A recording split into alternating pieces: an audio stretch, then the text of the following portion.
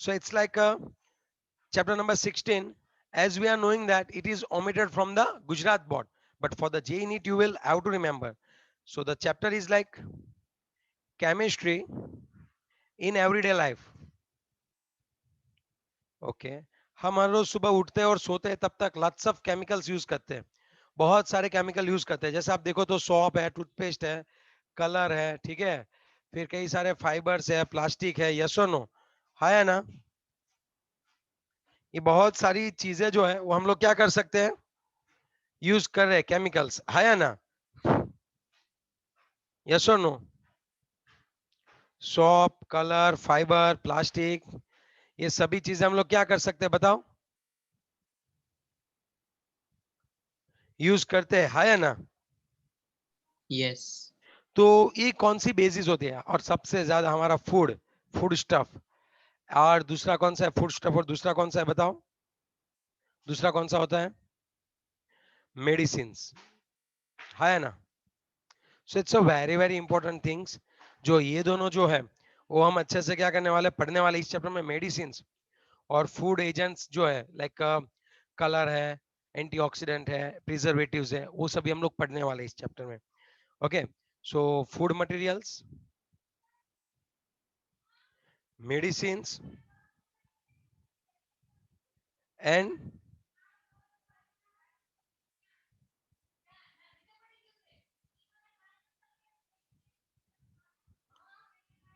Okay cleansing agents,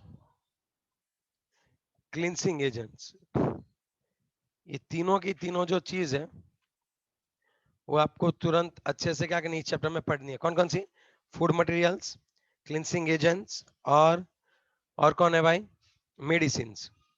medicine की बात करें तो उसको दवाइयां बोलते हैं हम लोग, ड्रग्स बोलते हैं, यस और नो, है ना, यस और नो। Yes, sir.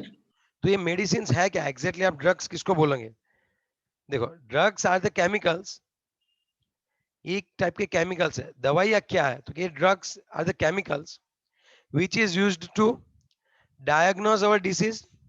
क्या करेंगे ये, टू डायग्नोज, डायग्नोज करना मतलब डायग्नोसिस करना, या फिर उसका क्या करना, डायग्नोसिस के बाद दूसरा क्या करेंगे,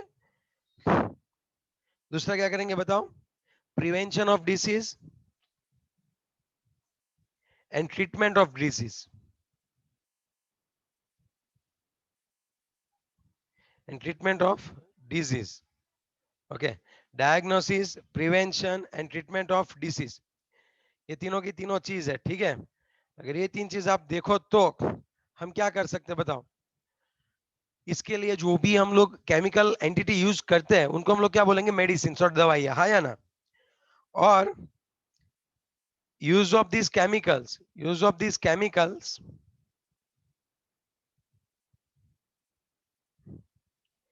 for therapeutic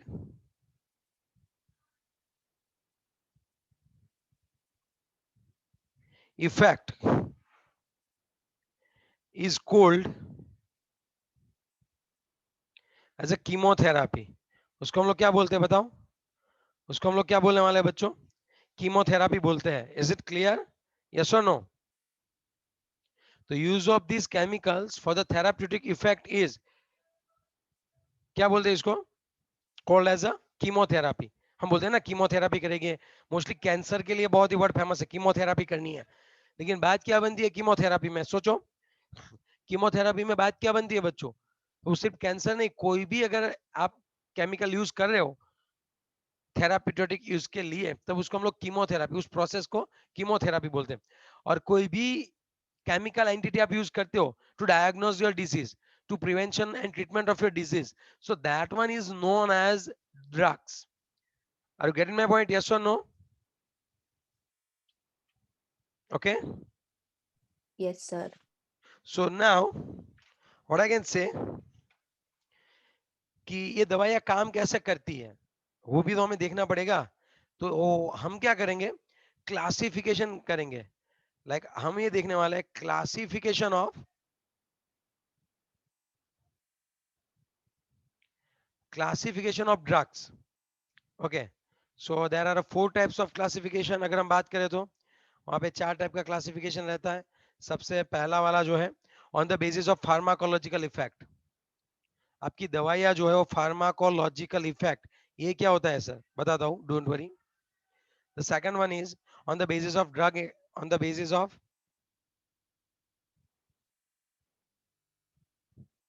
drug action, okay, and the third one is on the basis of on the basis of chemical structure, है ना।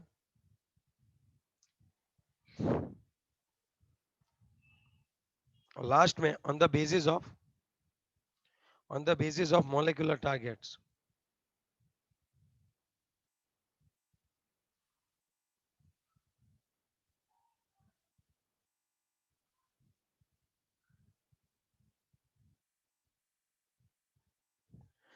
on the basis of molecular target, okay। चलो पहला वाला देखते हैं, on the basis of pharmacological effect. चलो सबसे पहले हम क्या देखते हैं, फार्माकोलॉजिकल इफेक्ट के बारे में देखते हैं। तो हमें ये देखना होता है कि एनाल, जैसे अब पेन किलर ले रहे हैं, तो अगर कहीं पे पेन हो रहा है तो पेन किलर के तौर पे हम लोग एनाल्जेसिक यूज करते हैं, तो वो सिर्फ और सिर्फ पेन में रिलीफ देगा, समझ रहे हो बात, है ना, यस और नो। और एंटीसेप्टिक जो है वो क्या आएगा बताओ, इट विल अरेस्ट और किल और अरेस्ट माइक्रो ऑर्गेनिजम्स। मतलब कहने का तरीका ये है कि आप समझ सकते हो कि कौन सी इफेक्ट देता है, उसके तौर पे आपको क्या करना है, उसका क्लासिफिकेशन करना है। अगर वो पेन को किल कर रहा है तो उसको पेन किलर में रख दो, अगर वो माइक्रो ऑर्गेनिजम्स को क्या कर रहा है, किल कर रहा है, तब उसको आप कहां पे रखोगे, एंटीसेप्टिक पे रखोगे, उसमें एनाल्जेसिक। तो ये जो क्लासिफिकेशन है वो on the basis of pharmacological effect है, ये ऑन द बेसिस ऑफ क्या है बताओ, ऑन द बेसिस ऑफ क्या है, फार्माकोलॉजिकल इफेक्ट है ना।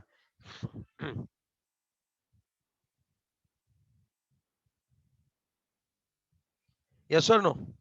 चलो on the basis of drug action, on the basis of drug action, तो उसमें क्या होता है एग्जैक्टली, अगर मैं बात बताऊं तो on the basis of drug action में क्या होता है। अब मैं आपको बात बताऊं तो ड्रग कहां पे काम करती है, ड्रग जो है उसकी एक्शन क्या है। सपोज एंटी हिस्टामिन ड्रग है, एक क्लास है एंटी हिस्टामिन, तो वो क्या काम करेंगे, ये सभी ये ट्राई करेंगे कि हिस्टामिन को ब्लॉक करेंगे, ओके, 5-HT को ब्लॉक करेंगे। तो उससे क्या होगा, ये हिस्टामिन जो होता है इन्फ्लेमेशन के लिए रिस्पॉन्सिबल होता है, इन्फ्लेमेशन ऑफ बॉडी। आप समझ सकते हो बात, अगर 5-HT को वो क्या कर देगा बच्चों, ब्लॉक कर देगा, और वो इन्फ्लामेशन ऑफ बॉडी को वो प्रिवेंट करेगा। अगर कहीं पे मतलब सूजन आ गई है तब आप एंटी हिस्टामिन ले सकते हो, ओके। तो on the basis of drug action की दवाई कैसे काम करती है, on the basis of pharmacological action कि उसकी एक्शन कैसी है, वो पेन किलर है कि वो डायरिया में यूज होती है, कि फिर हम लोग उसको एनाल्जेसिक की तरह यूज कर सकते हैं, पेन किलर मतलब एनाल्जेसिक, ओके। चलो on the basis of chemical structure, कई बार क्या होता है एग्जैक्टली अगर मैं बताऊं तो कि आपकी दवाई का स्ट्रक्चर क्या है, कई सारी अमाइंस होती है, कई सारी एसिड्स के तौर पे होती है, कई सारी स्टीरॉइड्स होती है, तो इनके तौर पे भी हम लोग क्या कर सकते हैं, इसको क्लासिफाई कर सकते हैं। जैसे एक एग्जांपल दूं, सल्फोनेमाइड्स, जैसे एक एग्जांपल दूं मैं इनको, जैसे मैं एग्जांपल दूं इनको, क्या आएगा बताओ, सल्फोनेमाइड्स आएगा, ठीक है। और क्या एग्जांपल दे सकता हूं मैं आपको बताओ, सल्फोनेमाइड्स, ठीक है।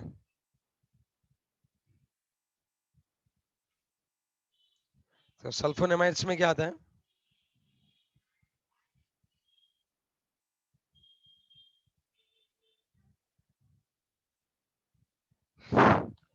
NH4। तो ये जो है स्ट्रक्चर पूरा वो किसका बनता है बच्चों बताओ, ये जो पूरा स्ट्रक्चर है वो क्या है, सल्फोनेमाइड्स का स्ट्रक्चर याद रखना, SONH2 आता है सल्फोनेमाइड्स, अमाइड प्लस सल्फो ग्रुप, दोनों ग्रुप साथ है सल्फोनेमाइड्स। तो कई बार हम लोग दवाइयाँ किसके अकॉर्डिंग टू क्लासिफाई करते हैं कि उसका स्ट्रक्चर क्या है। एक्चुअली स्ट्रक्चर वाला होता है ना, वो सभी मैन्युफैक्चरिंग कंपनी में होता है क्लासिफिकेशन।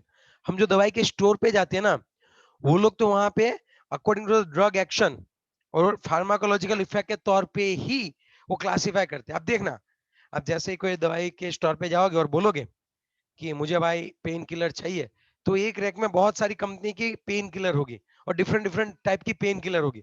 तो एक साइड होगी डायरिया की, एक साइड होगी सिर दर्द की, एक साइड है, समझ रहे हो बात, हाइपरटेंशन की एक साइड है, डायबिटीज की एक साइड है। तो वो होता है थेराप्यूटिक एक्शन के तौर पे। जैसे कभी भी मेडिकल वाले स्ट्रक्चर के बेस पे क्लासिफाई नहीं करते, तो वो कौन करते हैं? तो जब केमिकल कंपनी जो होती है, जो बनाती है, वो अपनी दवाइयाँ केमिकल के हिसाब से, उसके मॉलिक्यूल के हिसाब से क्लासिफाई करती है। और लास्ट में जो रिसर्चर होते हैं, जिनको रिसर्च करनी होती है कि दवाई कैसे काम करती है, वो जो दवाइयों का क्लासिफिकेशन करते हैं, वो on the basis of target के ऊपर काम करते हैं, कि ऑन द बेसिस ऑफ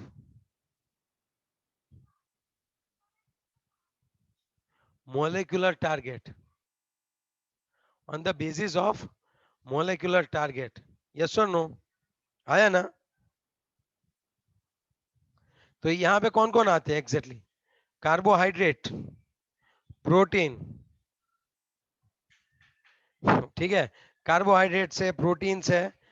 तो इसमें मेन टारगेट तो प्रोटीन होते हैं, कि आपकी दवाई का टारगेट कौन है वो आपको देखना होता है, यस और नो?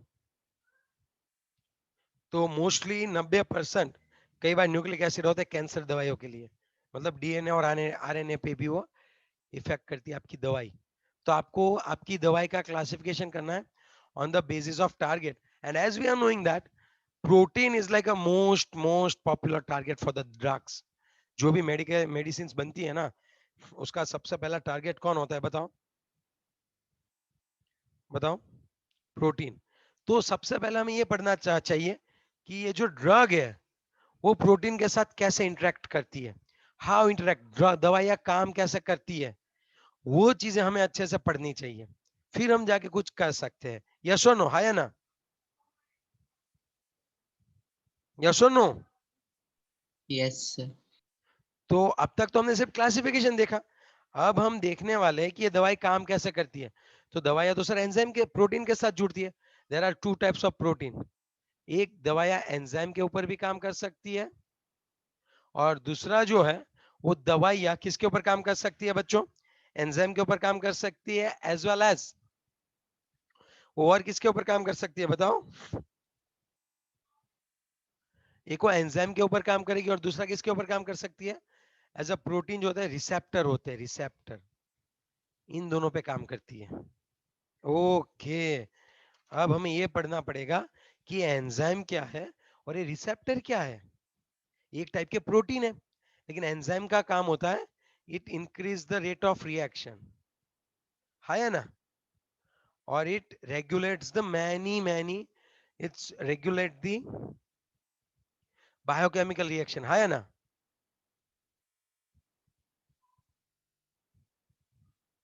समझ में आ रही है बात? एंजाइम क्या होते हैं? तो वो तो कहाँ पे होते हैं? ब्लड में होते हैं। और ब्लड में भी वो क्या करते हैं? Mostly rate of enzyme regulate करते हैं, वो बायोकेमिकल रिएक्शन को अच्छे से चलाना जानते हैं। अगर कहीं पे डिस्टरबेंस आ गया, सपोज इंसुलिन है, वो अच्छा सा एंजाइम है, और अगर उसमें हार्मोन है इंसुलिन, तो अगर उसमें कहीं डिस्टरबेंस आ गया तो डायबिटीज नहीं हो जाएगा हमें? है या ना? तो बोलो बच्चों। Yes, sir. तो ड्रग कहाँ पे काम करती है? एंजाइम। और दूसरा कहाँ पे काम करती है? रिसेप्टर। अभी रिसेप्टर क्या है? तो receptor is responsible for the communication of cell. Cell में एक होता है फॉस्फोलिपिड सेल होता है, मतलब लेयर होता है, फॉस्फोप्रोटीन्स होते हैं ये, और इनको एज अ, ये एंजाइम है, ये प्रोटीन के बने हुए रिसेप्टर है। और ये क्या काम करते हैं? जो मैसेंजर बाहर से रिसेप्टर पे आते हैं और यहाँ से कम्युनिकेशन का काम करते हैं, समझे बात? तो उससे आपकी बॉडी में सपोज ग्लूकोज है, सपोज मैसेज आया कि आज बंदे ने बहुत ज्यादा एक्सरसाइज की है, वो मैसेज आया, तो अब इस मैसेज को रिसेप्टर एक्सेप्ट करेगा और आगे भेज देगा कि ग्लूकोज की जरूरत पड़ी है भाई, जल्दी से ग्लूकोज का ऑक्सीडेशन करवाओ और एनर्जी को रिलीज करवाओ। तो ये करता है मैसेंजर काम, तो ये होता है रिसेप्टर बीच में, वहां पे एंजाइम काम में आता है। समझे आप बात की नहीं समझे बताओ? हेलो,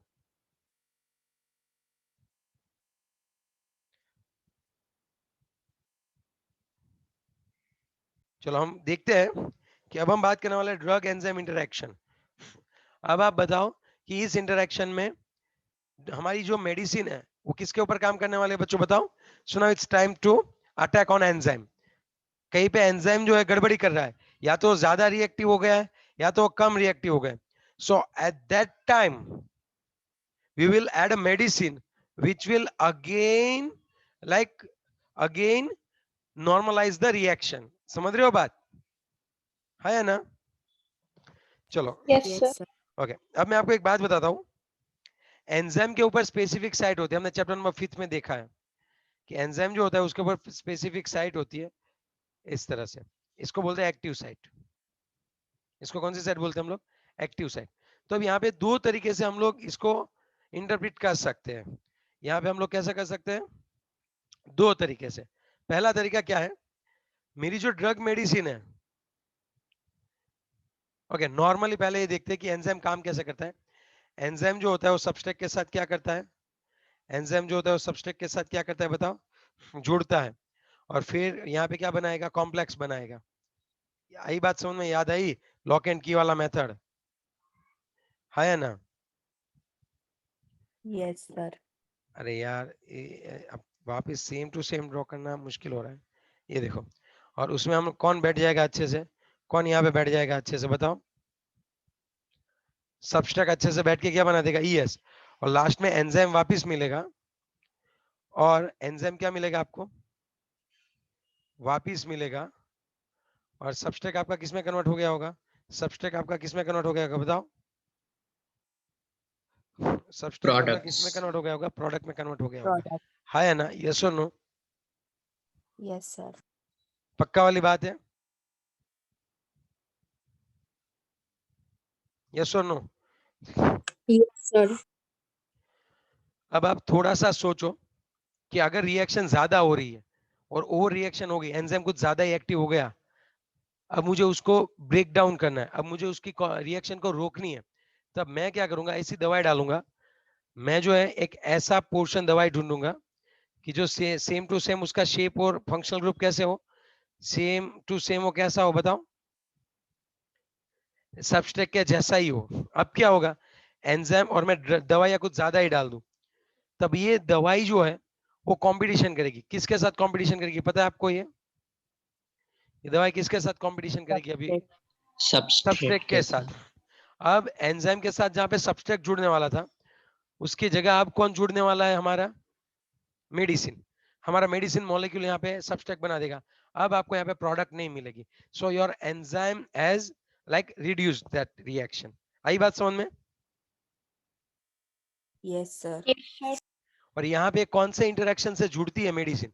ये हाइड्रोजन बॉन्ड से भी जुड़ सकता है, कोवेलेंट बॉन्ड से भी जुड़ सकता है, और आयोनिक बॉन्ड से भी जुड़ सकता है। लेकिन मोस्टली अगर कोवेलेंट बॉन्ड बन गया, फिर एंजाइम को डिस्ट्रॉय करना पड़ेगा, उसके सिवाय आपके पास और कोई चारा नहीं है। तो सर एंजाइम डिस्ट्रॉय हो गया तो फिर रिएक्शन कौन करवाएगा? हमारी बॉडी में वैसे एंजाइम वापस रिक्रिएट हो जाएगा, लेकिन एट दैट टाइम जब एंजाइम ओवर एक्टिव हो गया है, उसको एक कंट्रोल कर लेगी दवाई। तो ये जो दवाई है उसको हम लोग बोल सकते हैं कॉम्पिटिटिव एंटागोनिस्ट, और कॉम्पिटिटिव इनहिबिटर्स बोलते हैं। क्या बोलते हैं इसको बताओ? क्या बोलते हैं इसको? कॉम्पिटिटिव। Competitive inhibitor. हाँ, इनको बोलते हैं हम लोग कॉम्पिटिटिव इनहिबिटर्स बोलते हैं। आगे बात समझ में? एंजाइम के ऊपर काम कैसे करती है दवाई? ये एक टाइप है। अभी दूसरी भी एक मेथड है जिसमें ड्रग एंजाइम इंटरेक्शन होगी, लेकिन ये वाली क्लियर हो गई आपकी पहली मेथड, कॉम्पिटिटिव इनहिबिटर। क्या होता है कॉम्पिटिटिव इनहिबिटर? हम लोग अगर बोले तो एंजाइम को मामू बनाने का काम कर रहे हैं। कैसे? हम लोग सबस्ट्रेट की जगह पे यहाँ पे कौन ऐड कर रहे हैं बच्चों? सबस्ट्रेट की जगह पे कौन आ जाएगा? उसका डुप्लीकेट आ Drug. जाएगा, दवाई आ जाएगी उसकी डुप्लीकेट। तो उससे क्या हो जाने वाला है बताओ? अगर दवाई आ गई तो उससे क्या हो जाएगा बताओ? चलो जल्दी से बताओ, अगर दवाई बैठ गई तो अभी एंजाइम काम नहीं कर जो पाए। ओवर एक्टिव एंजाइम है वो ब्लॉक हो जाएंगे। यस, और दूसरा तरीका कौन सा है सर, वो बताओ आप। चलो दूसरा तरीका क्या होता है वो मैं आपको बताऊं। अगर एंजाइम है तो कई सारे एंजाइम के ऊपर यहाँ पे सब्सट्रेट वाली साइड तो होती है, उसके अलावा एक साइड होती है जिसको बोलते हैं एलोस्टेरिक साइड। जिसको क्या बोलते हैं, कौन सी साइड बोलते हैं? Allosteric side. अब मुझे पता है कि यहाँ पे सब्सट्रेट तो बैठा ही होगा, इसके साथ जुड़ने के लिए कौन वेट कर रहा होगा? सब्सट्रेट क्या कर रहा होगा इसके साथ जुड़ने के लिए? वेट कर रहा होगा, है या ना? लेकिन मैं क्या करूंगा, मैं यहाँ पे दवाई ऐड कर दूंगा, ड्रग, दवाई। वो दवाई का मॉलिक्यूल कहाँ पे अटैच होगा पता है आपको? वो दवाई का मॉलिक्यूल एंजाइम की एलोस्टेरिक साइट पे क्या होगा?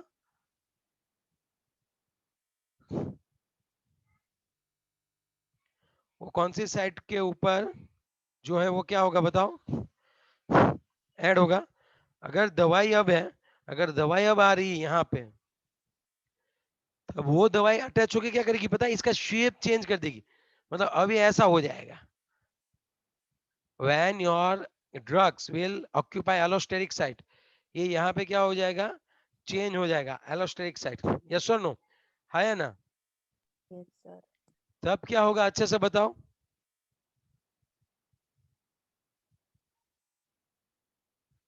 तब क्या होगा बताओ अच्छे से? अब यहाँ पे सब्सट्रेट बेचारा वेट ही करता रहेगा।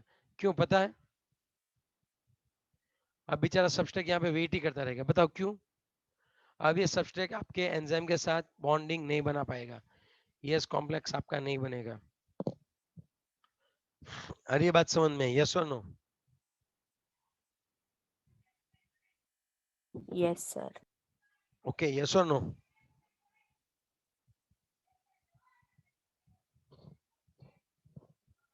है या ना? चलो यहाँ पे कोई डाउट है तो बोलो।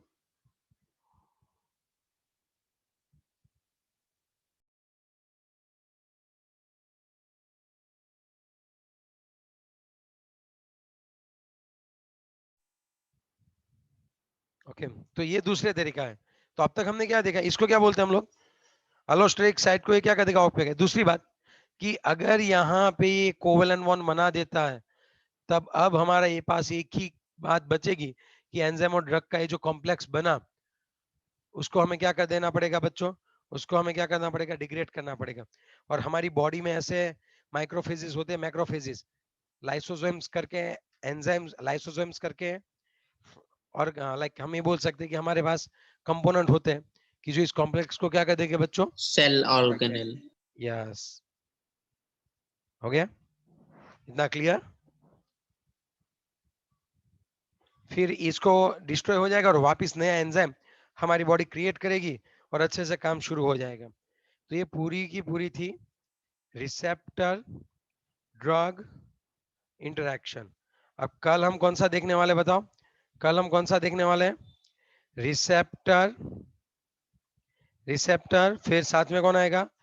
Receptor Drug into. Drug interaction. अब कल हम रिसेप्टर को टारगेट करेंगे, ठीक है?